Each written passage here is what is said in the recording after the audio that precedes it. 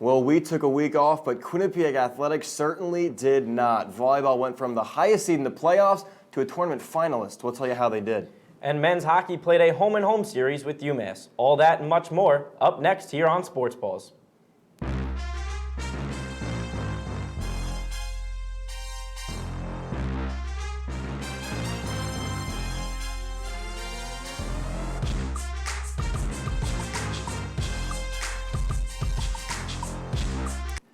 Hello, ladies and gentlemen, and welcome inside Studio 125. My name is Will Fowler, alongside Ryan Coop. And Ryan, we've got a lot to pack into 15 minutes.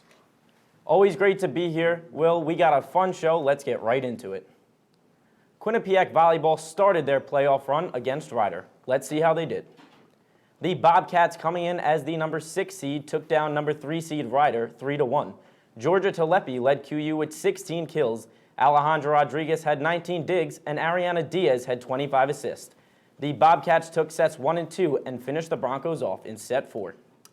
So with that, the Bobcats earned the right to play in the semifinal a day later, this time taking on number 2 Canisius. The Bobcats picked up right where they left off, claiming the first 2 sets from the Golden Griffs, but Canisius didn't back down. The Golden Griffs took sets 3 and 4, sending the match to a deciding 5th set where Quinnipiac used a 6-0 run in the decider and punch a ticket to the final.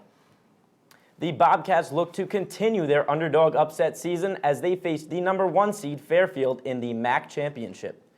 After Fairfield won sets 1 and 2, Quinnipiac fought back to win sets 3. However, the Stags ended the Bobcats' dream at a championship, taking the 4th set. Fairfield wins the MAC Championship 3-1. And with that, we'll welcome to the show Q30 Volleyball beat reporter Eric Kerr. Eric, this is a team you don't go from just being a fringe playoff team to a tournament finalist with the snap of the finger. So what was it for you that really allowed this team to look like a completely different squad come playoff time? Well, it certainly was a big run for this Quinnipiac volleyball team. The emergence of really 2 players in my mind. I like to call them the Greek gods of the Quinnipiac volleyball team. Georgia Salepi and Olga Simpati, that's who. They had some major big performances out there in the court. You know, Salepi was very consistent throughout the tournament. She had 16 kills against both Rider and Canisius, as well as 17 against Fairfield, and a 53 hitting percentage in that game against Rider. So she was a really effective offensive attack for them, as well as Olga Simpati. You know, she started out the season kind of slow, coming back from injury, but she was able to find her footing in this tournament in a big way. She had 24 kills in that semifinal game against Canisius, team leader there, 11 kills against Rider. That was second best on the team that day. But she was also doing in the defensive end as well. She had a lot of digs out there, 13 digs against Canisius, 11 digs against Rider. She was 3rd best in those games for the team, as well as 2nd best in that championship game against Fairfield. So not only was their offense for Olga Simpati big, but also her defense as well. Both of these young transfer students really came in for Quinnipiac and made some big-time performances out there in that tournament. And Eric, a big season for the Bobcats this year. Who's QU going to miss going into next season? Well, I mean, there are a lot of good seniors in this team to talk about, Ryan. You know, you mentioned Callie Oates was the most efficient hitter on this team this year, but they'll have people like Gabby Horman that could come in and fill her role nicely and replace her, as well as some other middle hitter recruits that are going to bring in as well. You have players like Maria Pansari, who was a great legacy here with the program in terms of setting with Ariana Diaz and Nicole Migliozzi.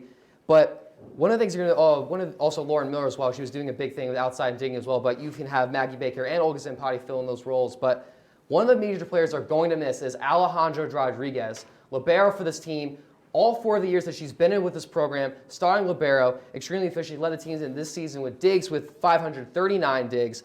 And she started as her freshman year, led a team in digs of all 4 of her years with the program. So she's always been in the right spot at the defensive end, able to pick up those hard hit balls when they get down there the other side of the court. And she's a reliable corner piece for that defense that they're going to miss. I mean, we expect Daniela Balsano may be the replacement next year, but it's going to be a tough spot to fill because she's been in that spot for so long. All right, awesome stuff. Thank you, Eric. We're going to move ahead to the ice now, where women's hockey took on 10th-ranked Minnesota Duluth. It's been a bumpy start for the women's ice hockey team in conference, but they've really been a monster out of conference, and that didn't change. A statement win for the Bobcats as they used second-period goals from Renee Saltness and Sarah Evkutu-Gadbu, not even 60 seconds apart, to run wild and cruise to a 4-2 win over the Bulldogs. The Bobcats look to continue their great play in the Nutmeg Classic as they faced off against Yale. Yale went up 1-0 with a first-period goal by Grace Lee. After that, it was all Bobcats. Sarah Eve Kutu-Gadbu tied the game, and junior Brooke Bond-Steele added 2 goals to help Quinnipiac win the 2019 Nutmeg Championship. Mike Dalton was there to recap the Bobcats' performance. After a 4-1 upset win over the Minnesota Duluth Bulldogs, the Bobcats found some more familiar Bulldogs in Yale standing in their way of the 2019 Nutmeg Classic Championship game. Nutmeg's always something that really excites us, no matter who our opponent is. It's a championship, and we come ready to win. I think it clearly says that Quinnipiac has a championship program, and moving forward, there's bigger trophies that we're ready to win, but this is a great start. Ives is so solid mentally. I don't know much that could knock Ives off a game, and I really think that she's been capitalizing on opportunities that she's had in the net. I'm just excited to play. Those are two really good teams, and we haven't had success against them yet this year, but I'm really looking forward to it. Like I said, we're not dwelling on the past, so going into next weekend, I'm really excited. For the 8th time in program history, the Bobcats get to call themselves Nutmeg Classic champions. Next week will be a different story, however, as the Bobcats welcome Colgate and Cornell to Hamden this Friday and Saturday. Reporting from the Frank Perotti Jr. Arena, I'm Mike Dalton, Q30 Sports.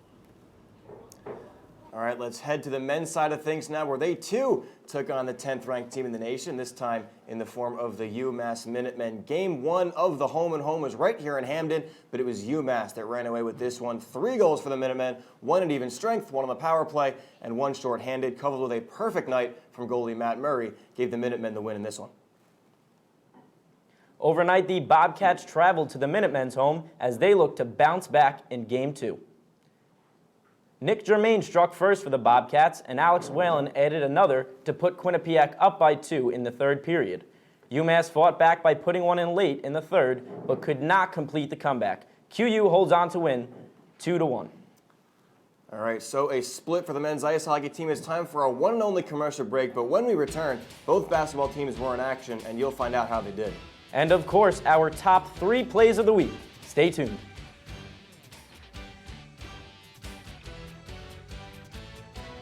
Hey Bobo, do trees tell each other stories?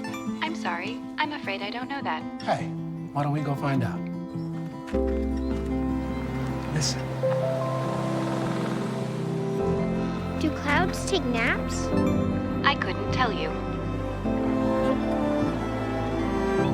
Dad, do stars visit their friends? Look!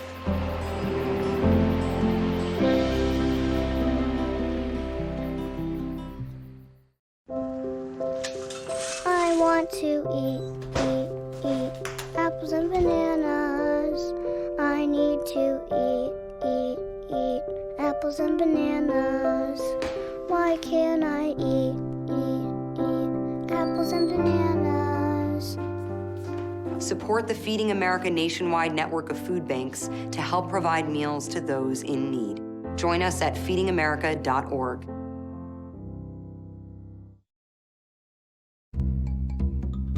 Sure, I look cute now, but when my owner lost his job, it was rough. I was living on the street, and one night, me and this Cocker Spaniel got into it so bad, I wound up looking like an ice cream cone. I cried a little bit, but thankfully I got rescued, so I'm running, I'm jumping, all back to my old self, and I'm ready to give unconditional love, even if you put a lampshade on my head.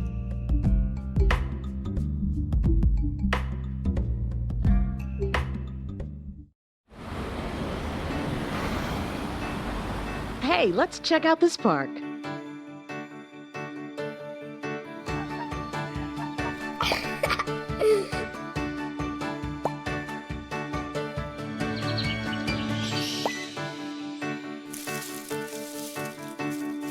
Oh, wow, that's really cool. To find a great local park or forest near you, go to discovertheforest.org. Welcome back. We've still got a ton more fun for you. Let's get it started with women's basketball, who faced number 9 ranked Maryland. It was a tough one for QU basketball, who lost 107-52. Curtiera Haywood led the Bobcats with 9 points, while Maryland was led by Ashley Owusu, who had 19 points. And this game was a homecoming for one of Quinnipiac's own guards. John Surratt has more. Even in the loss, it was a homecoming game for sophomore guard Mackenzie DeWeese, as she came back to her home state in Maryland. In the end, she would end up with 7 points. Her and head coach Trisha Fabry talked about her coming back to Maryland under the bright lights while her friends and family were watching. Yeah, I was super excited to play in front of my family and friends. You don't get this opportunity many of times to just play in the on the big stage, and especially at Maryland. This opportunity was something that I could have never imagined, and this is an opportunity of a lifetime. Well, obviously the game was put away at that point, and I know she had a big following coming down. That was also a big part of, coming down to Maryland and her neck of the woods to everyone to come out and watch her. So I was able to give her, an extended period of play and for everyone to see her in action that can't come up to Hamden. And so she did well. She did well with the minutes that she had. And it was good for everyone to come down and cheer us on and see her in action and hit a couple of buckets.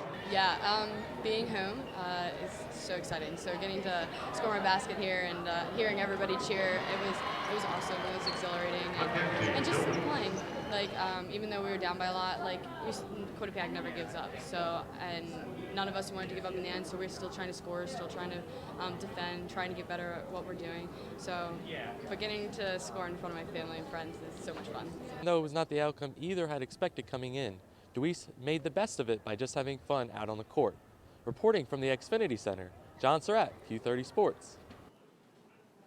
QU tipped off against Harvard in a hard-fought battle. Let's see how they did.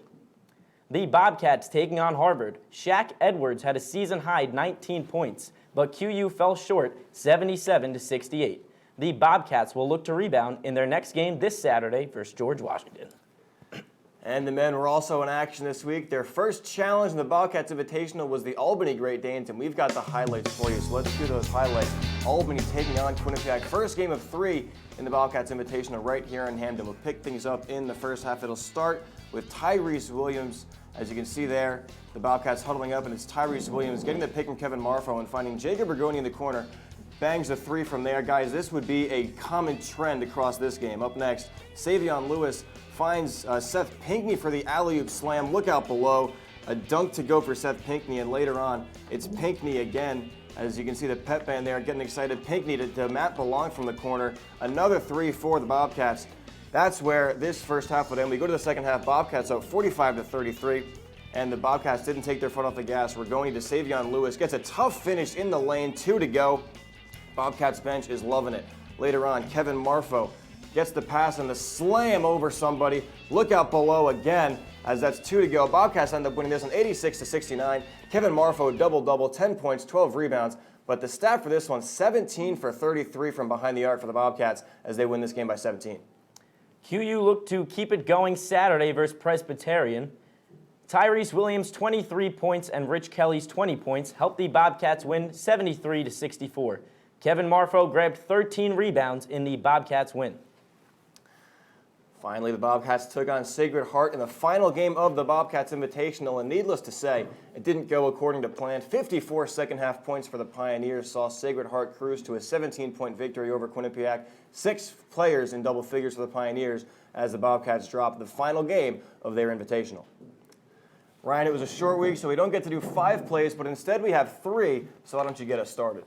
Okay, let's get it going. First off, we have Savion Lewis with the ball, dishes it to Kevin Marfo, who slams it home. We'll see more from that game in a bit. Play 2, women's basketball taking on Maryland. Shakira Austin with the pass from her knees falling down, finds Blair Watson who lays it in. Maryland ran wild in this one, won that game by 55. And lastly, we got Savion Lewis dribbling around with the ball, finds Seth Pinckney on the alley-oop. QU wins that one 86-69.